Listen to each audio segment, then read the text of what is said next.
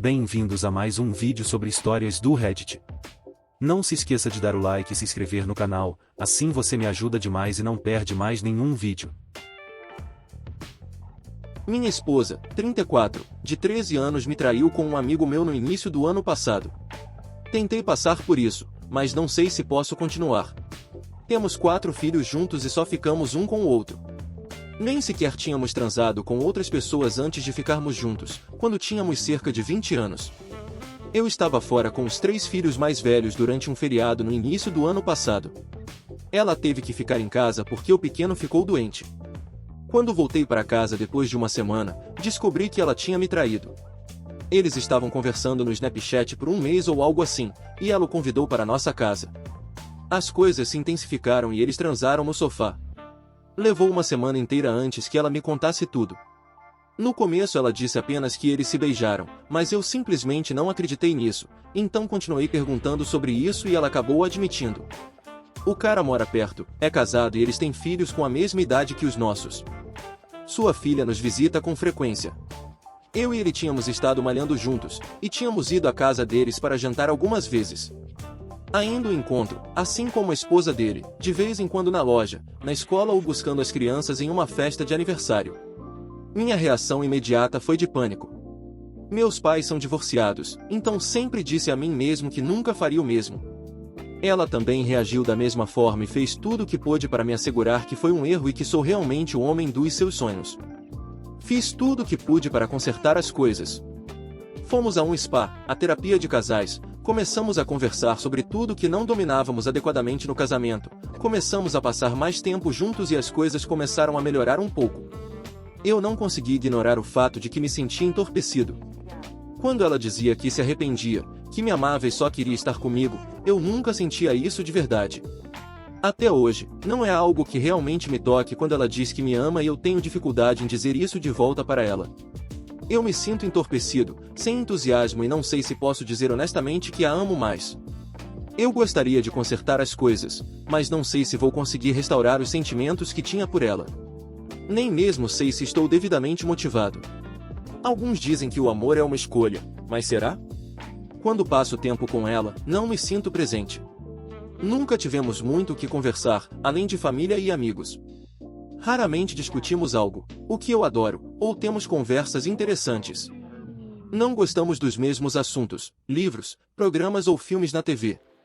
Não há nada de errado com ela, mas ela simplesmente não tem muitos interesses. No entanto, ela é uma dona de casa incrível, o que é uma escolha dela.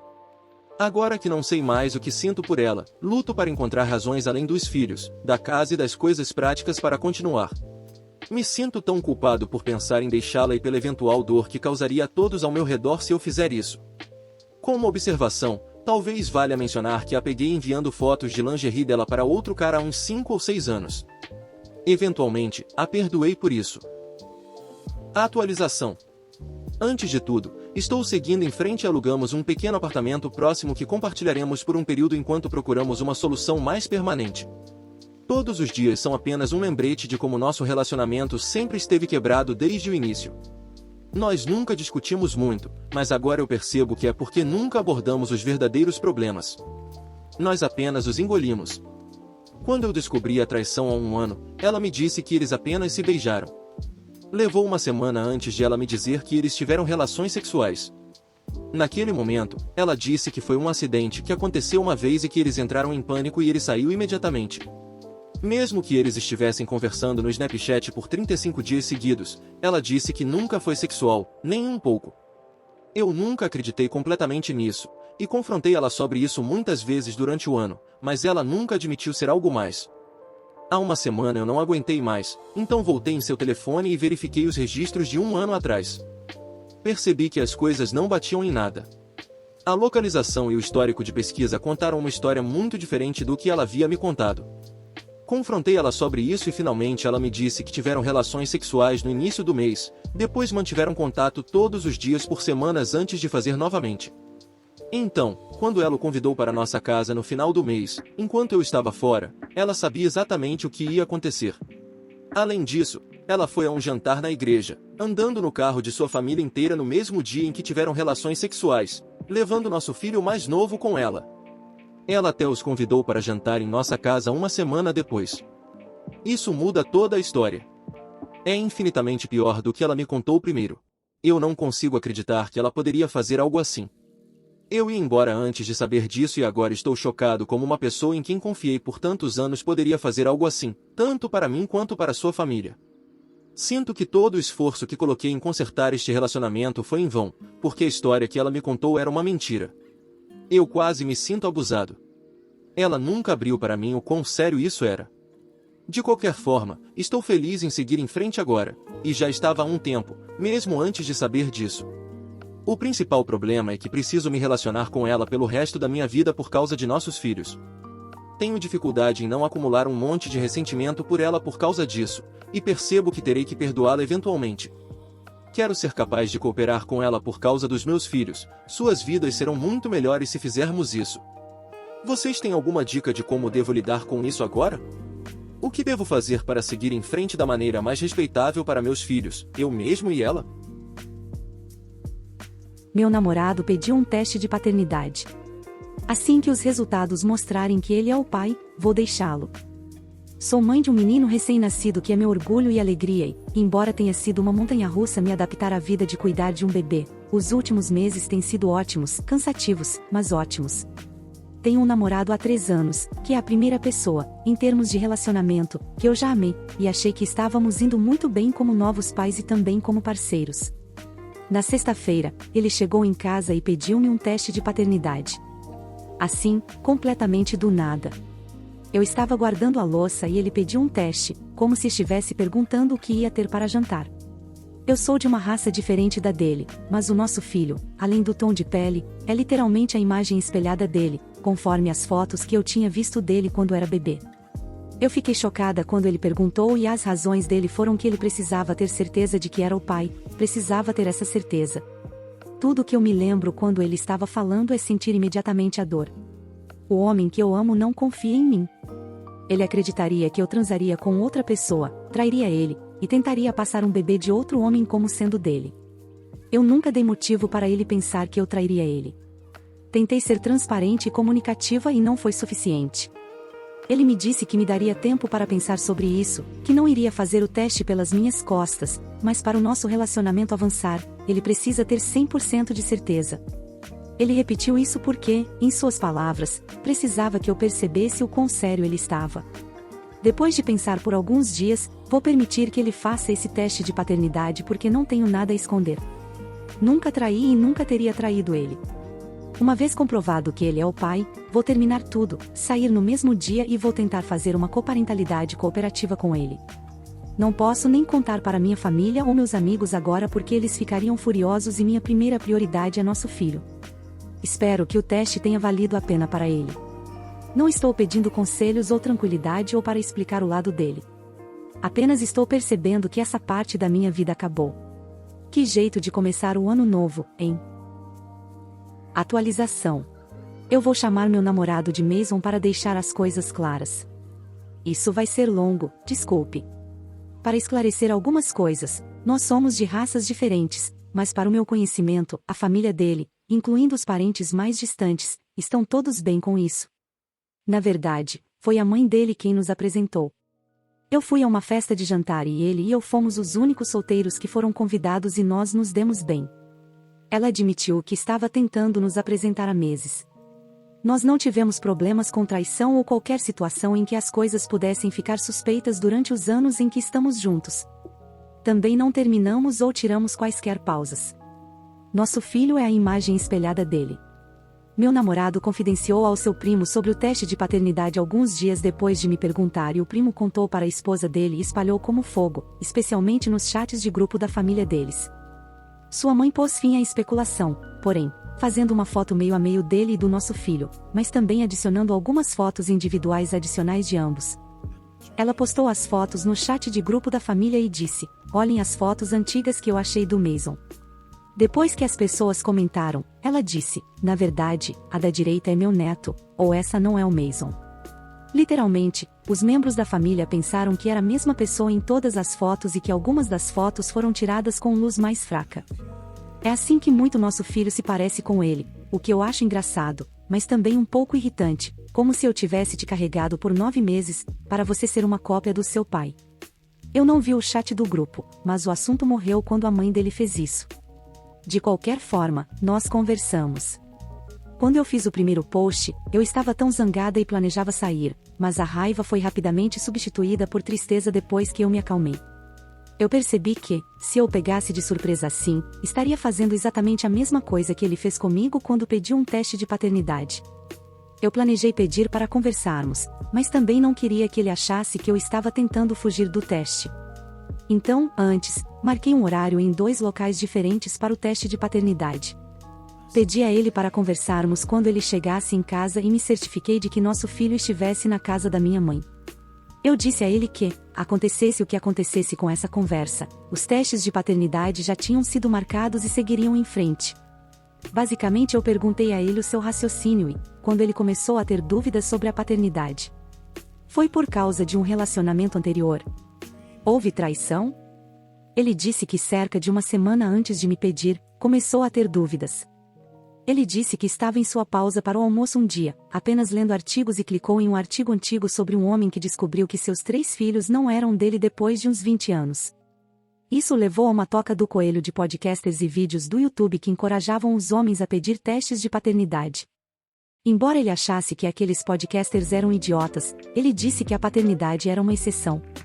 Ele disse que seu raciocínio era que algumas mulheres já haviam feito isso antes e ele queria ter certeza. Ele disse: "Você sabe que é seu porque o bebê sai de você, mas como eu posso ter certeza? O teste me dá essa garantia." Eu fiquei magoada com isso, mas decidi explicar como me sentia. Eu disse que, para ele, era um pedido racional, mas para mim, era basicamente ele dizendo que não confiava em mim. Era ele dizendo que acreditava que eu trairia ele, engravidaria, teria ele emocionalmente, financeiramente e fisicamente me apoiando durante a gravidez e o parto, e basicamente mentiria para ele enquanto ele criava o filho de outro homem. Eu disse a ele que entendo que as mulheres já fizeram isso antes, mas o fato de ele pensar que eu faria isso com ele é o que me incomodou. Eu disse a ele a verdade, que quando estava com raiva, planejei sair e que até procurei um advogado, um plano de coparentalidade e um novo lugar para morar. Ele ficou chocado que eu sairia por algo tão pequeno. Eu achei isso uma espécie de ironia estranha, que ele acreditasse que emitir um ultimato sobre um teste de paternidade e basicamente acusar o parceiro de traição fosse algo pequeno. Eu disse a ele que estava realmente magoada com o que ele disse, que ainda estava machucada, mas que se ele precisava dessa paz de espírito, faríamos o teste. Ele perguntou sobre nosso relacionamento e eu disse a ele que não sabia. Fizemos o teste 2 dias depois, recebemos os resultados depois de 3 dias. Ele abriu os 2 e, para surpresa de ninguém, ele é o pai. Ele ficou visivelmente aliviado quando leu os testes e não sei por que isso doeu mais. Já se passaram cerca de 2 semanas desde os resultados e eu ainda estou realmente magoada. Deus, eu sou tão patética. Sinto-me patética. Eu pensei que os resultados poderiam aliviar um pouco disso, mas não aliviaram. É como se o interruptor tivesse sido ligado quando ele pediu o teste e eu não consigo encontrar uma maneira de desligá-lo. Tenho certeza de que o pós-parto está desempenhando um papel nisso porque tudo o que faço é chorar e eu não era assim antes. Também me mudei para o quarto de hóspedes, algo que ele era contra, mas me senti mal porque, exceto quando nosso filho está acordado, estou triste o tempo todo. Estou procurando um terapeuta. Não sei como as pessoas encontram terapeutas que gostam tão rapidamente, aliás, e ele quer fazer terapia de casais e está procurando um. Ele já tem algumas consultas agendadas apenas para experimentá-las. Ele quer seguir em frente, casamento, mais filhos no futuro e voltar para onde estávamos e acha que nosso relacionamento agora é mais forte. Enquanto eu estou apenas pensando, nosso relacionamento agora está mais fraco do que uma pessoa em pernas de pau. Eu não sei se eu diria que estamos juntos. A afeição física se foi, eu não estou no estado mental correto e não quero que ele me toque, raramente falamos sobre qualquer coisa além do bebê, é estranho, e estou tentando encontrar um caminho de volta para onde estávamos e não consigo ver como. Eu vou tentar consertar isso e tentar terapia, individual e de casal, mas eu só tenho essa sensação de que isso é basicamente um navio afundando. Espero estar errada. Eu quero muito estar errada. Edit, eu realmente aprecio as mensagens gentis. Eu sei que algumas pessoas estão preocupadas, mas eu tenho um plano de contingência. Eu tenho um advogado. Eu tenho um plano de cuidados à guarda infantil elaborado durante essas 2 semanas. Eu disse à minha família que está principalmente por perto. Eu tenho uma propriedade para alugar e posso ir para lá. Nossas finanças são separadas, então estou bem nesse aspecto. Eu me conheço e sei que não estou no estado mental correto agora. Estou ficando no quarto de hóspedes. Não há afeição. A terapia, individual ou de casal, espero que me ajude e espero que reafirme que eu tive a ideia certa no início. Não é tão fácil se mudar quando há uma criança. Então, estou garantindo que estou mentalmente bem, nosso filho está bem, então tomarei uma decisão. Obrigada, no entanto, por toda a gentileza e perspectivas. Eu realmente aprecio isso. Atualização. Eu saí. As coisas pioraram e, sob conselho, eu realmente não posso discutir isso até que tudo tenha sido resolvido na justiça. Acho que sou realmente um exemplo do que pode dar errado. Por favor, se você tem preocupações com seu parceiro, discuta as coisas com antecedência, especialmente antes de ter um filho.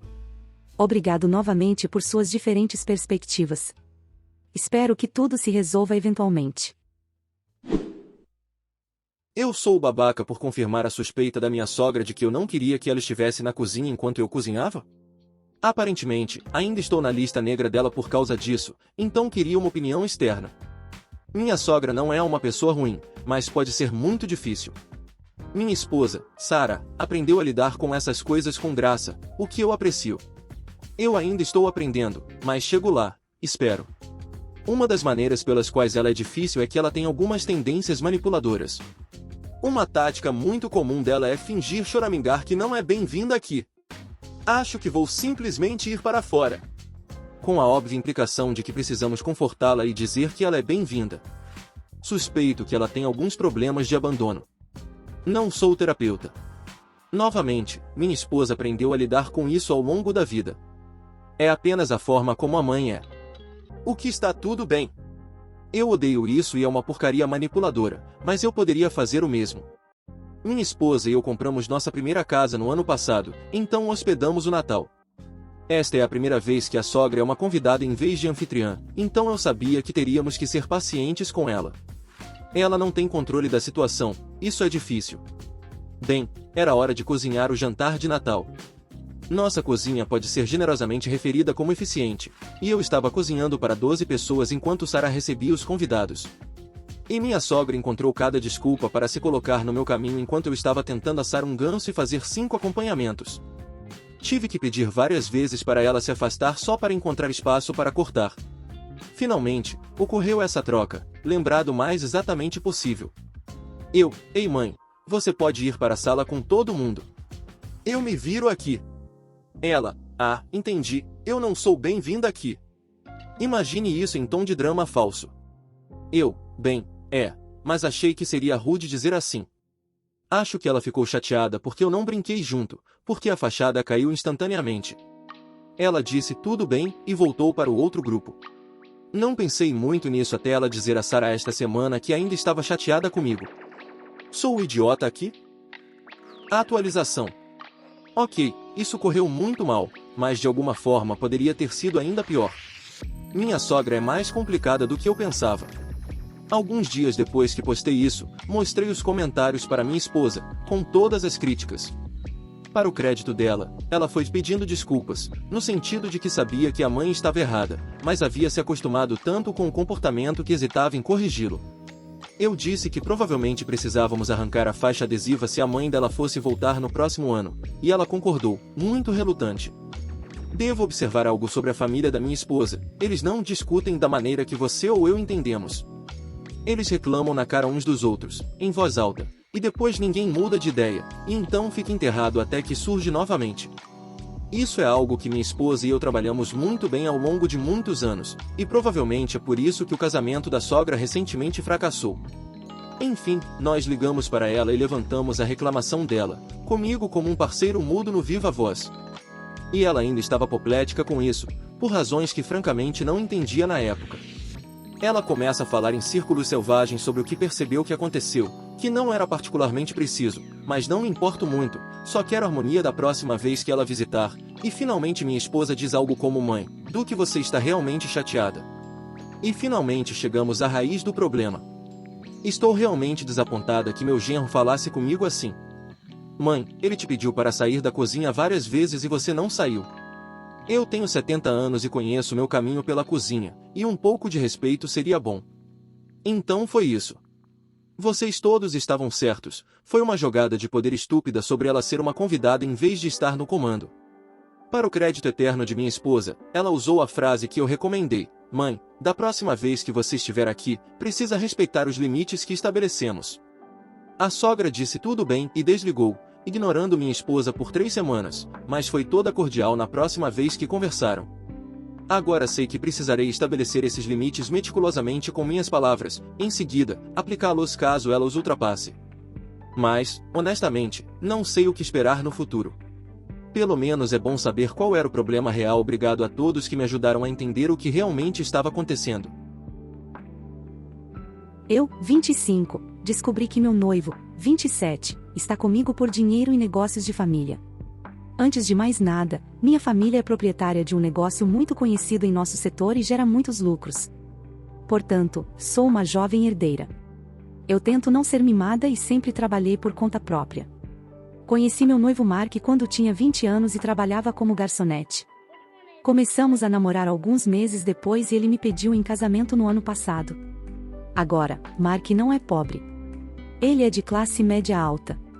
E embora ele não tenha dificuldades na vida, ele não tinha muito para gastar e vivia muito frugalmente.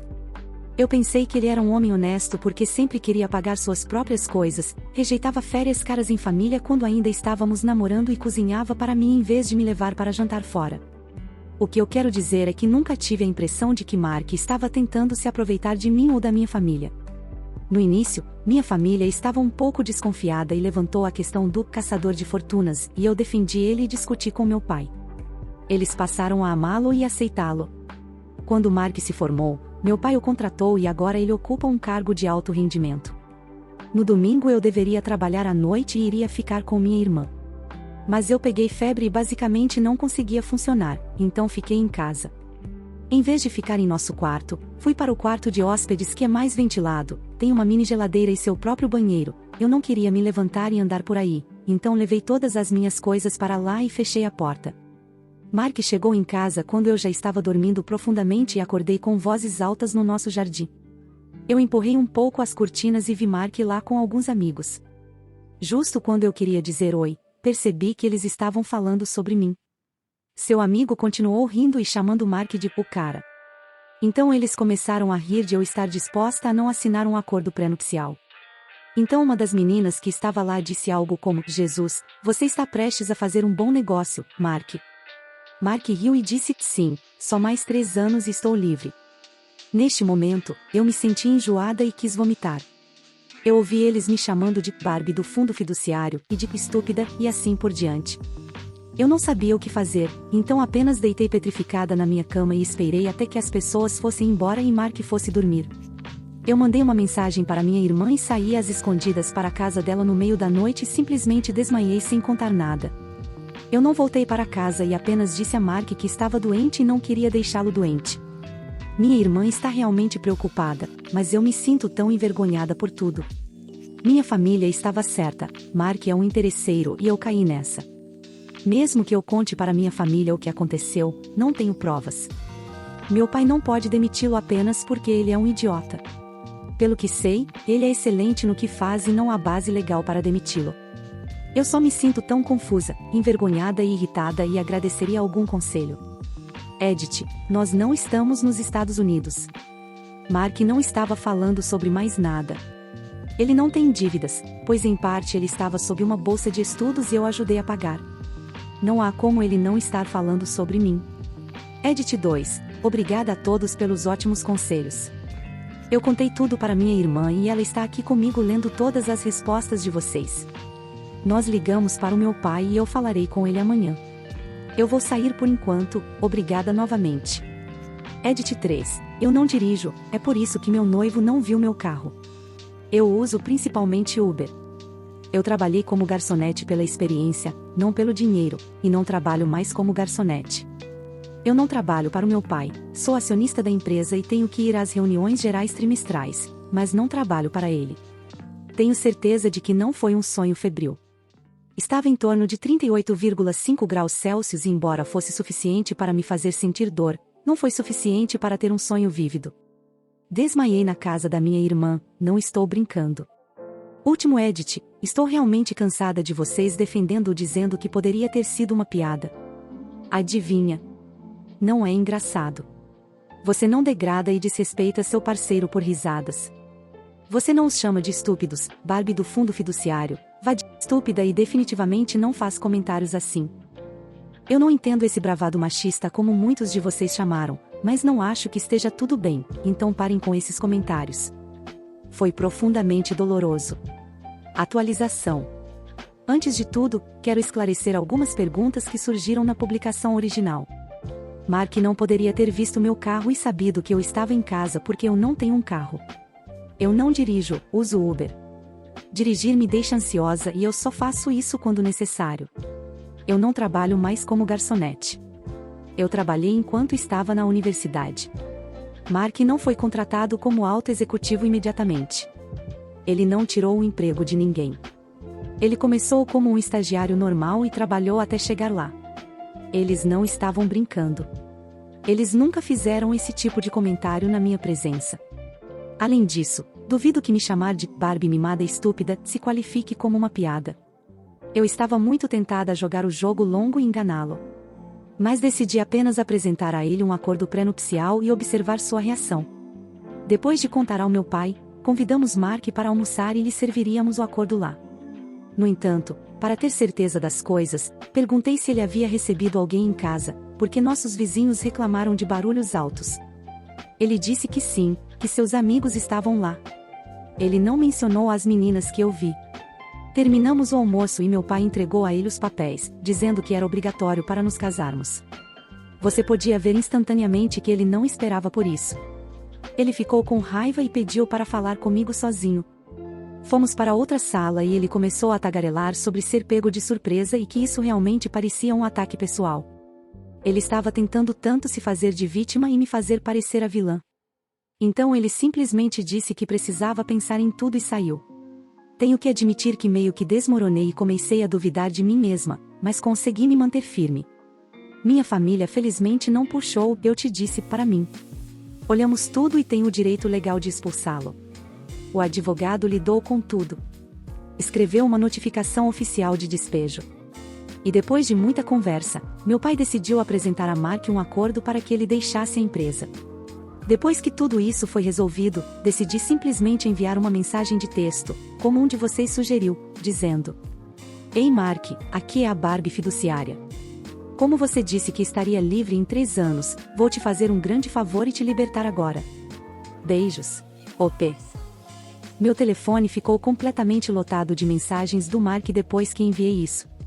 Ele me mandou mensagens de texto e me ligou tantas vezes que tive que desligar o meu celular.